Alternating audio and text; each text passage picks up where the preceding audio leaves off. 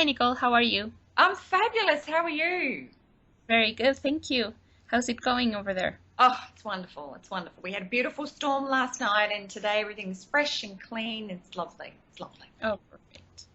So, Nicole, for the people who haven't seen the last interview and the people who are getting to know all of us now, can you tell us a little bit about your story? hmm So my story was I worked for over 20 years in the corporate world, and I was what I call fat, sick, and successful. So I spent a lot of time sitting behind a desk eating junk food or canteen food or worse, nothing.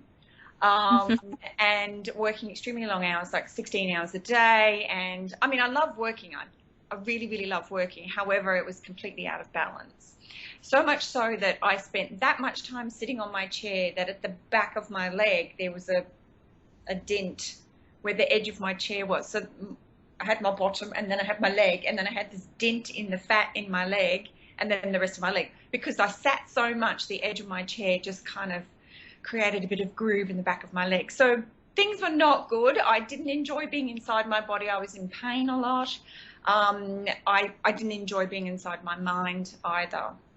I really loved what I was doing. I was working as head of human resources for an international bank, and I really loved people. And I started to notice around me that people weren't thriving. They were really just surviving, just getting by. And they had a lot of disordered approaches to food, and disordered thinking and relationships with food and with themselves. So first of all, I had to take care of me, and I went on a retreat and I did detoxing in Thailand, and I did some fairly, for me at the time, quite extreme things. Now looking back, it's like, yeah, that's not a big deal. But at the time, it was quite a big deal for me. I experienced the first time fasting, eating raw food, sleeping, not doing anything, and spending some time with myself, which was a bit of a shock because I didn't really like myself. I didn't like being inside my head and I was kind of hating on my body. So that led me into actually retraining as a holistic health coach, and I then did neurolinguistic programming because I wanted to help people really reorder their thinking processes. And I also wanted to, and I studied raw food as well. So now I combine all of that. So I have detoxing programs. I teach people how to rethink the way they think, change their relationship with food. I don't do the raw food so much anymore, but I do a changed relationship with food and give people the skills and tools they need to have busy, wonderful, meaningful lives, but have simple approaches to food to make them very successful. How do you think the allergies are affecting people? How come there are so many people allergic or intolerant to something? I think it's a combination of things. I think the world is getting far more toxic in general. The water, the air, the soil, the lifestyles. We don't live natural anymore, and our bodies can't function naturally. And there's nothing wrong with this design. We are designed perfect. However, when you don't treat it naturally, it's going to get out of balance. And I think allergies are a combination of a multitude of things, everything from the food system itself to the human system not being able to cope and rebalance itself. And with the people that you help, how can you help people with allergies? Not only with the nutrition part, but with all the rest of the coaching. First of all, is to understand what are you actually allergic to. So doing an illumination, okay, what is it actually? And you have to take some things out in order to identify whether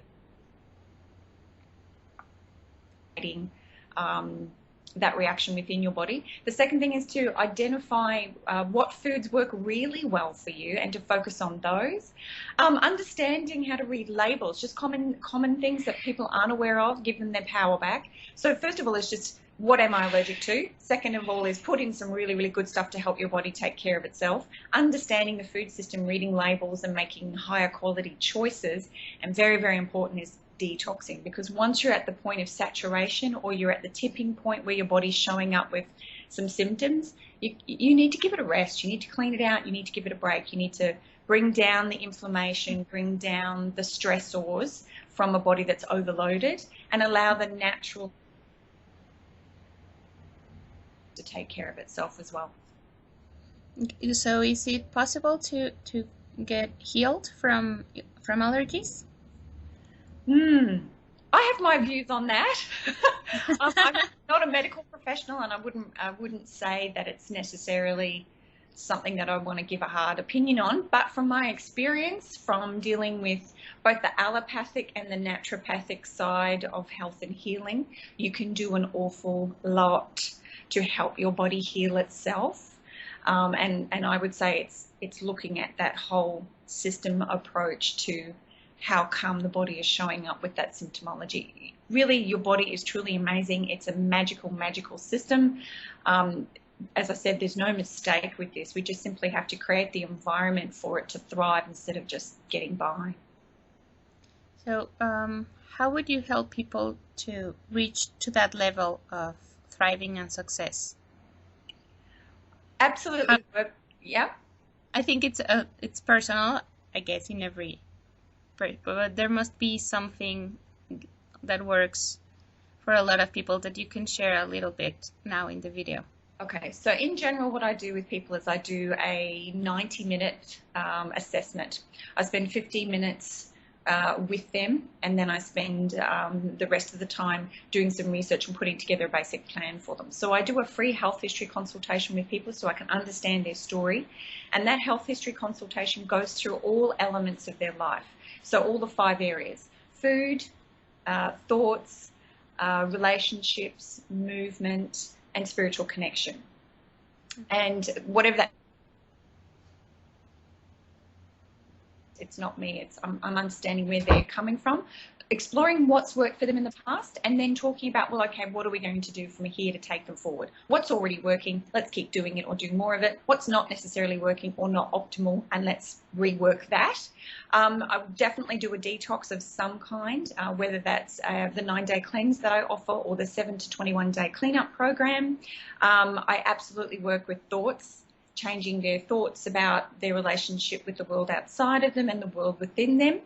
And I really encourage people to either reduce or remove temporarily or permanently meat, wheat, dairy and sugar.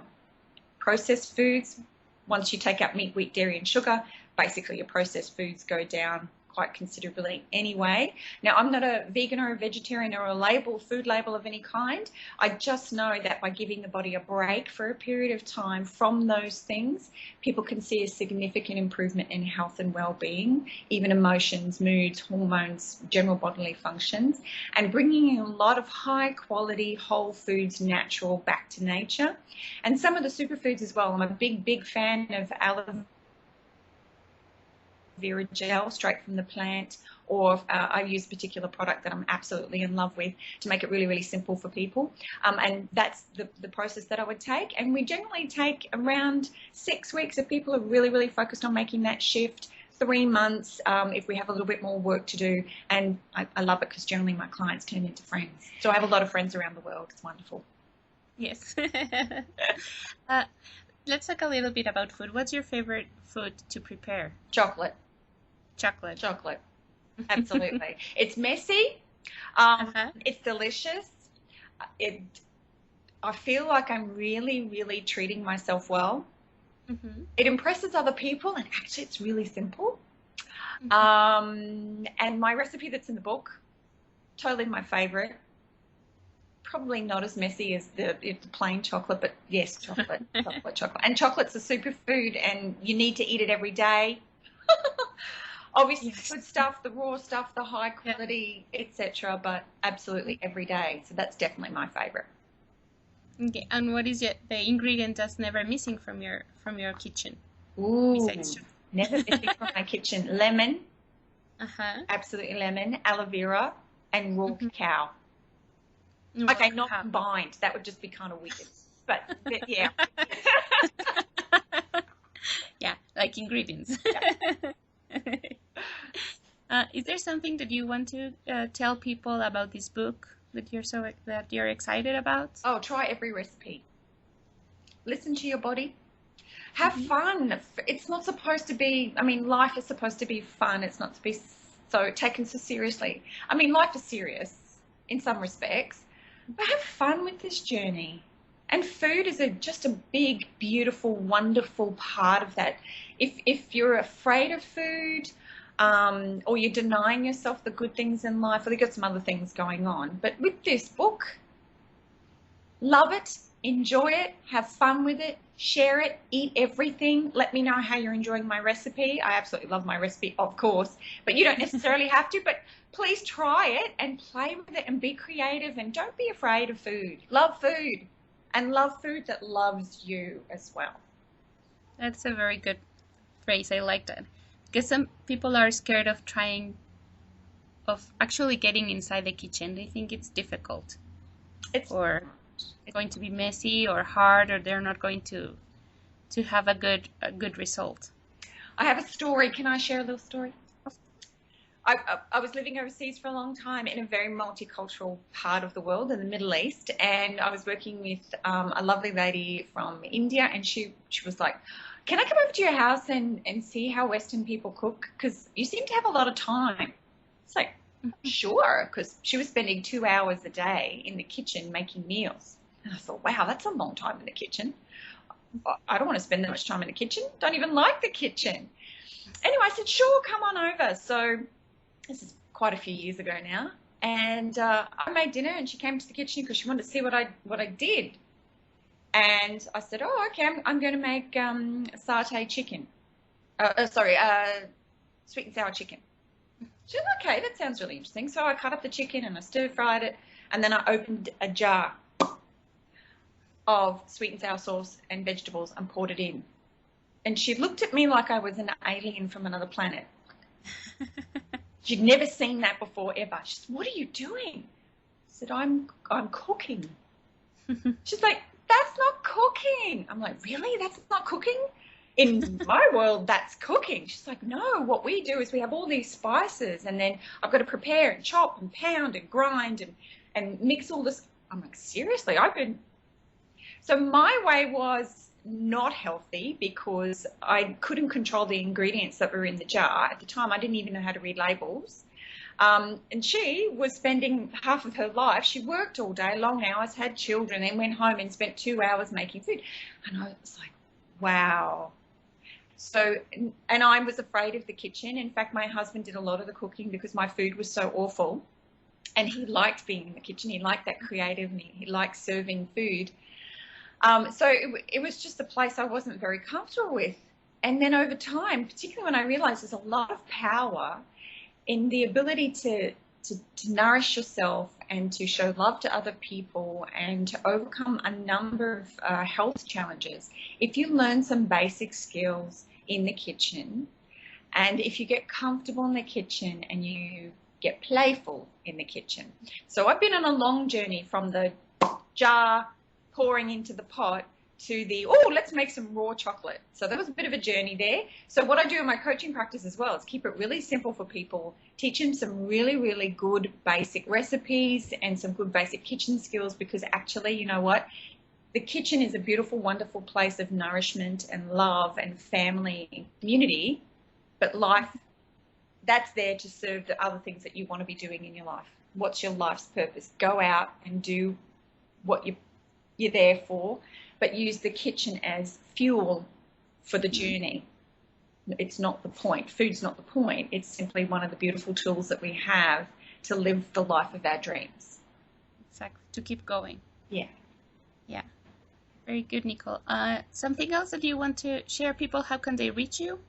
Oh, absolutely. On my Facebook, of course, Nicole van Hattem on Facebook. Hot and Healthy with Nicole van Hattem is my podcast that you can get on iTunes and Stitcher and on Facebook. And of course, if you want to know anything and get access to all the different things that I offer, a lot of free stuff as well, go to www.nicolevanhattem.com. And I look forward to hearing from everybody as well. Yes. Thank you very much, Nicole, for your time. It's a pleasure. Thank you for your stories. I love your stories. It's always good to talk to you. Oh, thank you so much. It's always nice to talk to you too. And enjoy my recipe. Of course.